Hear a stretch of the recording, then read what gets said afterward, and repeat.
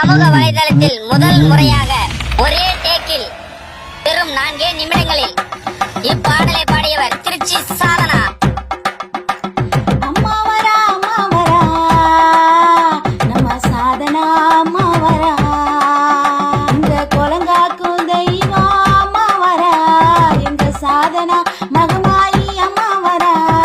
பாத பூஜை எண்ணி நான் பார்த்தேனே, பாத பூஜை எண்ணி நான் பார்த்தேனே.